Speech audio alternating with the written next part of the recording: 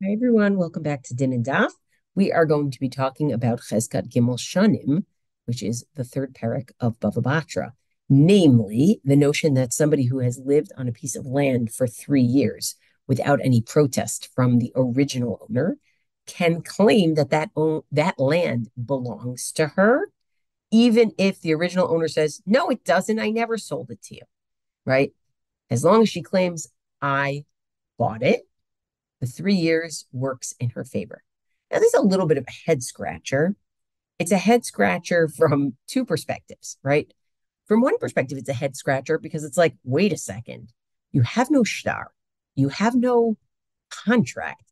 And now we're just going to say, because you squatted here for 3 years without protest, that this land is yours. It seems like, whoa, right? And then on the other hand, it's kind of a head scratcher in the other direction because when it comes to metaltalin, when it comes to portables, we actually think that possession is 9/10 of the law, right? If I'm walking around holding a book, legally we assume it's mine. And if you want to take it out of my hands, even if you were the original owner of the book, you have to actually prove that it's not mine right now, right? It seems like the holding of something actually works pretty immediately, right? So this is sort of a head scratcher in a few different ways. And what I'd like to do, meaning, whereas here it takes 3 years for that muhsakut to do anything, right? So what I want to do is I want to look at three different perspectives on how Chezkat Gimel Shanim works, or really why Chezkat Gimel Shanim works. Okay. And these three perspectives will actually take us around the globe, meaning around the Jewish medieval globe, essentially, to see some interesting, I would say, maybe some interesting um, Mefarshim who you're not used to seeing, um, which I think could be really kind of fun, to be honest. I like when we can do things like that. So I'm going to share my screen. Give me 1 second. Share screen. Here we go. Okay. So we are looking at what is the concept behind Chezkat Gimel Shanim. So I want to start with the Ra'ah. And the Ra'ah is Rabbi Aaron Halevi. He's a 13th century scholar from Spain. And his opinion is anthologized in the Shita Mekubetzet, the Shita Mekubetzet being an anthology of Talmudic commentary from the 16th century by Reb Bitzal Ashkenazi. And here's what he says. He says, V'chazaka ein a raya gemurahi. I just want you to know that this idea that 3 years works to establish ownership of the person who's been living there, it's not a complete raya. It's not a complete proof that this karka is theirs, right? Just because there was no protest on the part of the marakama, of the original owner, doesn't, over those 3 years, doesn't mean that it's a complete proof that it belongs to the person who's squatting there. Because milta de efsharhu de achle tlat shanim afagav de lavdide. It is certainly possible that this squatter could go 3 years living on this land, even if it is not theirs, right? So why does Chezkat Gimel Shanim work if it's not a Raya Gemura? Why does it work to uh, entail ownership on the part of the squatter? Ela dirabanan takun mishum de lo mizdahir inish bishtare. The reason for the takana, which of course comes up as one of the versions of Rava's opinion on Daf Kaftet Amud Aleph, the reason why Chazal made this takana that 3 years of squatting without protest works is not because it's a sure thing that you really bought it, but because people just don't hold on to their shtarot for longer than 3 years. In other words, this is a public policy decision that Rabbanon were making. It's for the field. It actually says very little about the particular case in front of us. It's just that we don't want there to be a situation where if people aren't able to keep their shtarot, their business contract for more than 3 years, that suddenly you can be ma'arer, you can challenge the ownership of every piece of land, right? So this really tells us very little about the person who didn't protest, and it tells us very little about the person squatting. It tells us a lot about Chazal ensuring that we have good rules of thumb, like you don't need a contract after 3 years. Because if you did need a contract after 3 years of owning a piece of land, a lot of people wouldn't be able to prove their ownership over land. So they said, you know what, 3 years, Chezkat Gimel Shanim, that's it. So I love this opinion because it actually is less head scratching, to be honest, right? It's like it's a public policy decision. It doesn't prove anything. The fact that you squatted doesn't prove anything. The fact that it didn't protest doesn't quite prove anything. It's just smart public policy. But then there's another opinion, which is what we're talking about, the 3 years is actually a raya. It is actually some sort of pretty strong proof that the fact that there was no protest, the person continued to live there and use the land, that is a raya. Okay. And that's from Tosfot Harash. Now, the Tosfot Harash is written by the famous Rosh, Rav Asher ben Yechiel, in the 14th century. But what's interesting about him is that he moved from Germany to France to Spain. And the Tosfot Harash is his sort of redacted version of the Tosfot from Germany and France, and he brought it to Spain. So before Spanish Jews got their hands on full Tosfot, they got their hands on Tosfot Harash. So in the Tosfot Harash, he talks about Chezkat Gimel Shanim in very different terms. He says the Anan Sade, right? Anan Sade is sort of this like, we're all witnesses to the fact, meaning it's sort of, but we might call Chok Barzel, like it's like an ironclad rule. She'ein adam miniach karka biyad chavero shalosh shanim belo macha im lo shemechara. We all know, we all are quote unquote witnesses to the fact, like the general fact of human nature and the way the world works, that a person would not allow somebody else to squat on their land without protesting for 3 years unless they actually sold it to that person, right? So this is very different. The Tosfot Harash is presenting a perspective that we're talking about. No, this is a proof. It is a proof. That's not a small thing that we went 3 years without a protest. That should have been enough time for the Marakama to show up. And then Tosfot Harash continues, Ki yadua l'kol, it's unknown to all, shetiknu chachamim dechezkat shalosh shanim omedet b'makom shtar. Everybody knows that Chezkat Gimel Shanim, this rule of 3 years of squatting without protest, makes it clear that it belongs to the person who's squatting there. That is in the place of a contract. Ki ein adam yachol lishmor shtaro le'olam. A person cannot hold on to their contract forever. V'gam tiknu kinegda, and correspondingly, Chazal also made a takana she'amacha mevatel et hachazaka hecha shemachzik ba begezel. Right, that the protest will nullify the chazaka if this is indeed a case of theft, right? Meaning what he's basically saying is it's as ironclad as a shtar, right? It's as ironclad as a shtar.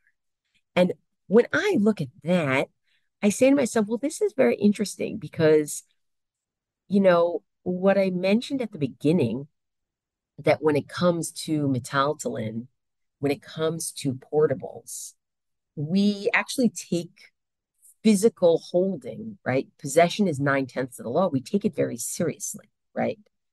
But when it comes to karka, this opinion that it's really a raya, it's really a proof, it takes 3 years to get to that proof.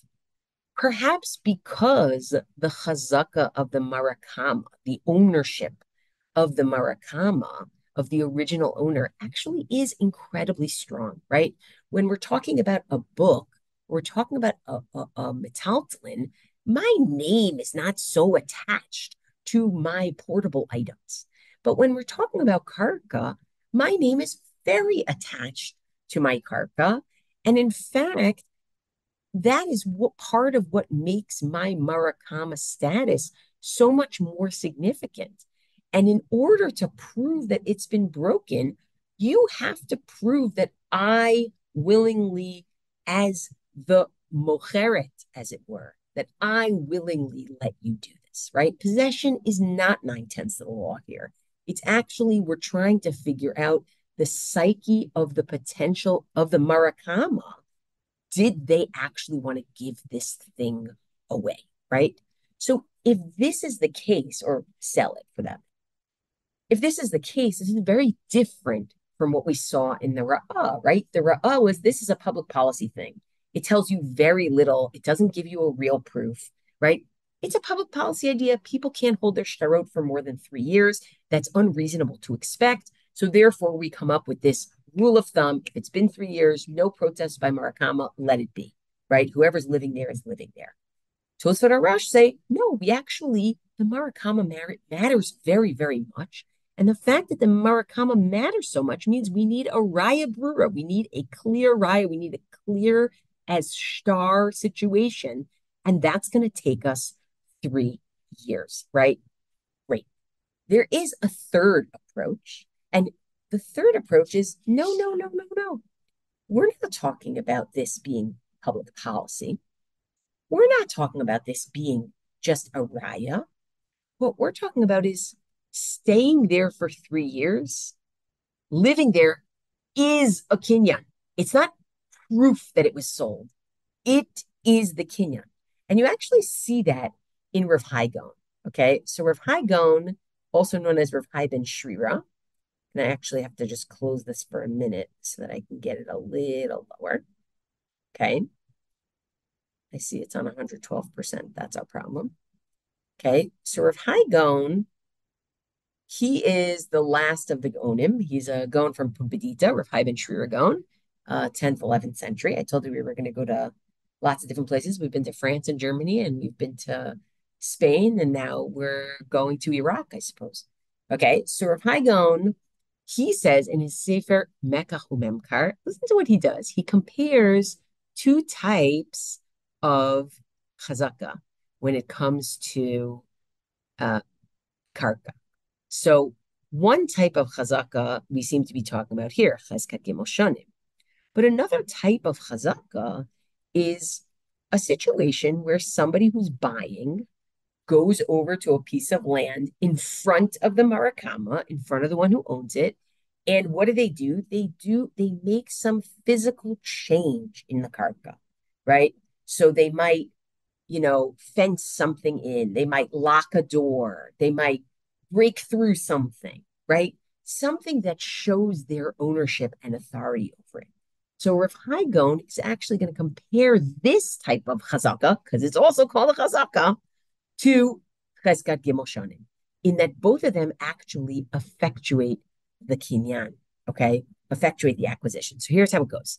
The chazaka zone, the concept of chazaka, when it comes to karka, mitchaleket lishnei panim. It can be broken down into 2 different versions. Yesh chazaka she'ein adam koneh et hakarka ela b'shalosh shanim. Right? There is one chazaka that a person takes 3 years to acquire a piece of land. Right? This is interesting. He doesn't say it's a raya. He says it's an acquisition. The 3 years is the acquisition. Okay? A person can only acquire land in 3 years. V'zohi chazaka sheyesh imataina. And that chazaka is a chazaka where there's a litigation claim, right? The person who's there, living there for 3 years and using it, has a claim, machartia, you sold it to me. And the other person says, lo machartia, right? Or kanitiha and lo kanita, right? Macharta velo macharti. Sorry. Right? A little whatever, right? Meaning one side says, I bought it. The other side said, no, you didn't. Okay. Kigon, for example, shemocher omer lo macharti. For instance, a situation where the potential seller of the karka says, I didn't sell this. And Lokech says, I did buy it. So in that case, sarich sheyavi lokeach raya, the buyer has to bring proof she'achala shalosh shanim, that they were on this land using it for 3 years, right? So it's not that being on the land for 3 years is the raya. It's you have to bring a raya that you were on the land for 3 years because that is the kinyan of the karka, right? And then vitana tamocher einatana. Then the claim of the would-be salesperson, or here we do say they're the salesperson, the marakama is not counted, right? So that's one kind of chazaka. Aval, but a chazaka shehi bertzon shnehem, but a chazaka that is by the will of both of them and doesn't require litigation. Shezeh mocher v'zeh lokeach ve'ein taina b'neihem. This one sells and this one buys, and there's no claim among them of, oh, lo macharti, and the other one says lakachti. And what is it? She'im na'al v'gider. I don't know if it's pirates like PL, or if it's parats like kal. Okay, bifanav, that if a person locked a door on that karka, or put up a fence, or broke through a fence in front of the marakama, kolshu, any amount, ulachar miken rotzeh echad mehem lachzor lav kol kamine. And afterwards they want to renege one of them, they can't unilaterally renege. In other words, there's two types of chazaka. One type of chazaka is Chezkat gimel shanim, where it takes 3 years to acquire, right? And that's a situation where there's a taina because they disagree with each other about what happened. And the other kind of chazaka is where they both agree what they're going through. One is selling, one is buying. And that is just, you make some, gesture of ownership on the place. So here, the way that Rav Hai Gaon is talking about this is he's talking about this as a real kinyan, right? And this I find to be really interesting as well, right? If the raya position tells us it's actually really, really important, that it's really, really important that the mocher didn't protest. And so it takes us 3 years to make sure that the mocher really wants this. And then it's a raya brewer because they didn't protest.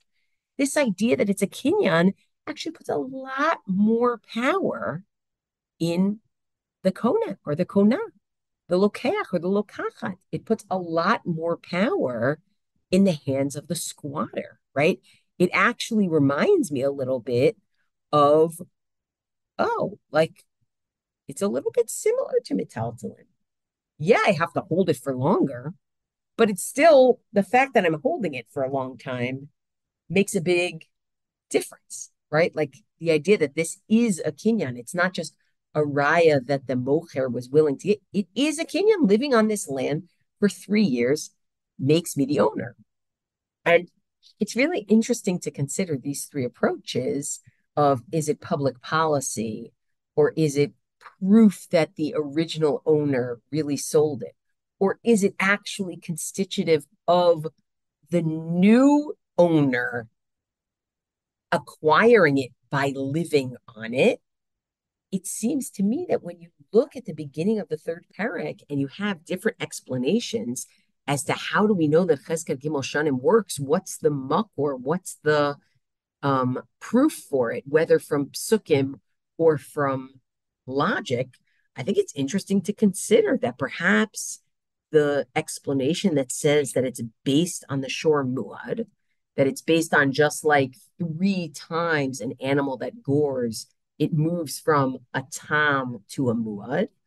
That to me, that comparison sounds very much like what you're saying is these 3 years actually transform the relationship of the person living there to the land. It's a real kinyan, the same way a shore that gores 3 times actually becomes muad. It's transformed, right? It is transformed. And then when I look at the explanations, whether it's from Yirmiyahu, when it seems like when he buys the sadeh at Anatot, right? When he buys the sadeh, when the Jewish people are about to be exiled from the land and tells people to buy, and says to them, "Oh, I want you to hold on to your shtarot. I want you to hold on to your contracts because they only have 2 years of living on the land. They're not going to have 3 years of living on the land." Sounds to me that what we're talking about is a little bit more in the zone of raya, a little bit more in the zone of you. 3 years would have been a proof, but without 3 years, you don't have that proof, right? Then you go to all these explanations of Rava, right? Is it that, you know, the first year the Marakama would be Mochel, and the second year the Marakama would be Mochel, and the third year the Marakama wouldn't be Mochel. And so what we see here is maybe a Raya.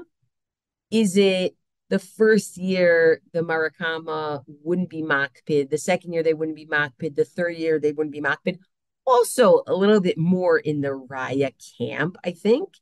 And then you have this explanation of, well, the first year people hold on to their shtarot, the second year people don't hold on to their shtarot, and the third year the second year people hold on to their shtarot, and the third year they don't hold on to their shtarot anymore. That to me sounds like the public policy answer, right? Now, of course, you could probably fetch it out so that each one could sound like something else, but just in terms of the impression that you get, right? Are we talking about the 3 years constitute the acquisition, they affect a transformation on the relationship between the lokachat and the land, or the squatter who's now the owner and the land? Is this a situation where we need a raya that the original mocher or mocheret really wanted to give this over? And in such a case, maybe this stuff with Yirmiyahu, and maybe this question of whether the owner is mochelet or the owner is makpidan, all that, that's where it really matters. Or are we talking about public policy where really we're saying people just don't hold on to their shtarah, right? So I think it's really just kind of intriguing from a conceptual standpoint that we don't exactly know what's behind Chezkat Gimel Shanim, but it is certainly intriguing. And I originally read something by Rabbi Shmuel Shimoni. I think his name is Shmuel. I'm going to double check because I want to get that right. Rabbi Shmuel Shimoni, who actually he pointed out, and I thought it was very useful and helpful. He did point out the difference between the way that we treat karka, that we care so much about the marakama, um, and that we don't care so much about physical land holding, right, as distinct from metaltlin. But I do actually think that that mostly works based on the raya perspective, right? Like if it's just a raya, then what we're really saying is we care so much about the marakama, we have to give it 3 years so that it's clear. And the fact that you've been holding this for a long time, the holding is actually not what it's about. It's actually the lack of protest. Whereas I think if you go with the public policy perspective, it actually tells you very little about the difference between um, metaltlin and karka. And I think if you go with the Kinyan perspective, that it's actually effectuating a Kinyan, you basically say, like, okay, so karka has different rules of what it means to have possession being 9/10 of the law, 9/10 of the law. It takes a longer time to establish possession, right? Or not just establish, but to actually engage possession. But I'm not, I can't say, to me, to be honest, like, I think the Raya explanation makes the most sense because of our focus on the protesters. But I want to look at a toast vote because I think it's really nice to see sometimes when these two different, like the classic difference or the hakira that people would make would not include this public policy piece that I put in here because it would not include this public policy piece of it's just because people lose their shtarot, because to be honest, that doesn't tell you anything about Kinyan Karka. It doesn't, right? Like it's not a strong Hakira. The Hakira is usually between, are we talking about this is a Raya that the Mocheret was Mocheret, or is this a Kinyan that the Lokachat is making right now? That's usually the Hakira that's made. So I want to show you a Tosfot where that Hakira seems to come to the fore because it's really, it's like when you start, when you see it, you see it. So let's take a look. 1 second. Second. We're going to go back. We're going to share our screen again.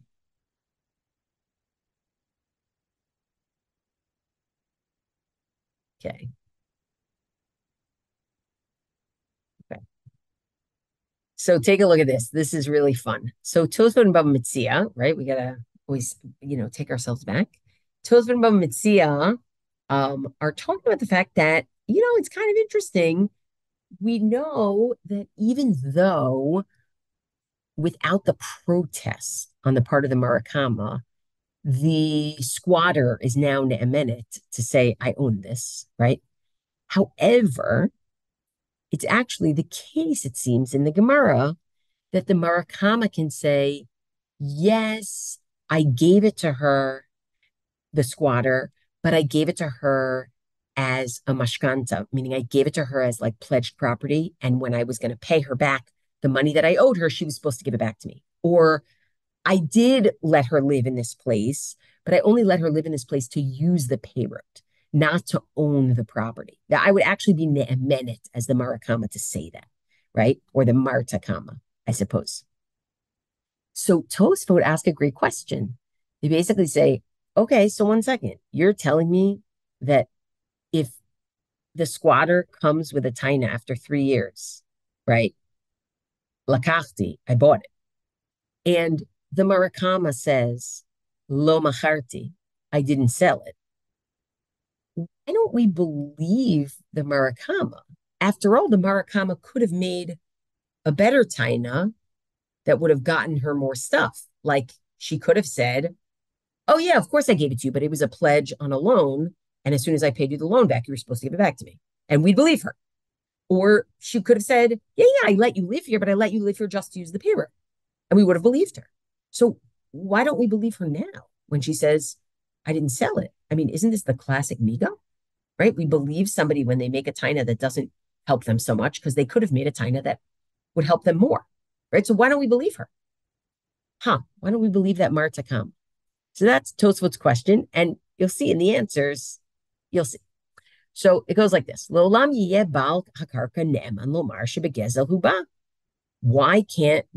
we always believing the original owner of the karka to say that this was gezel, this was theft?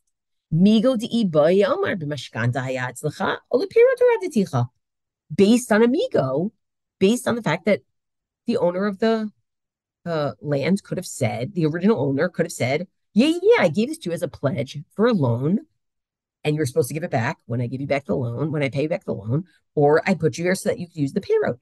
The yesh lomar, so Tosfot is going to have two answers, right? One answer is going to indicate that this 3 years is a raya, and the other answer is going to indicate that the 3 years is a kinya. Take a look. V'yesh lomar to have a migo b'makom edim. Well, maybe the reason we don't believe the original owner when she says, no, I didn't sell this to you, even though she could have said something that was better for her, like, I gave this to you just as a pledge on a loan. Nah, it's migo b'makom edim. We don't say migo b'makom edim. If there is no migo, if there are already edim to part of what the part of what the person making the claim is trying to say. Because here, Danan Sade, we all know, Im haya ba begezel, lo hava shatik, ela hayamocha. We all know that if this was theft, the original owner wouldn't have been quiet. They would have protested, meaning they're already aiding as if on the idea. The 3 years that went by with no protest from the Murakama, that's like Eidut. And we don't say amigo where there are Eidim that are already incriminating. So, of course, there aren't literal Eidim. But what it's basically saying is the 3 years living there without protest, that's a raya, right? It's a raya. You don't say amigo when you have a very clear legal proof, right? So that's one perspective. Another answer, inami, another reason why we might not believe the original owner, even though she could have made a better time, no? Chashiv migo lahotzi. Maybe it's considered a different kind of invalid migo, at least according to some Rishonim, or many Rishonim. Actually, I don't know how many and how many. But maybe it's a different kind of invalidated migo, which is called a migo lahotzi. Kevan she'achala shnei chazaka. Because the person has lived there already for 3 years, this would be a migo that we would be using to take something extract something financially from the current owner. Who's the current owner? The squatter. In general, we say migo in order to get somebody not to have to pay what we're trying to get them to pay. But do we use amigo to extract money from the other litigant? No. So here too, again, machlokes rishonim. Here too, back to 3 years have already gone by, means the person who we were talking about as a squatter until 5 days ago is actually the owner. And we're not going to use amigo to believe the marakama to take this land out of the possession of the person living there right now. What does that tell you? It tells you the 3 years was the kinyan. It was the acquisition. It now belongs to the person who's sitting there, right? So these are two different perspectives. What I hope this did is I hope it gave you a nice sort of eye in the sky view for the third perek of the different possibilities of what Chezkat Gimel Shanim tells us about karka. Does it tell us something about the public policy of karka being something different from the public policy of metaltlin? Does it tell us something about the relationship of the original marakama owner being stronger than in a situation of metaltlin, which is why it takes so long?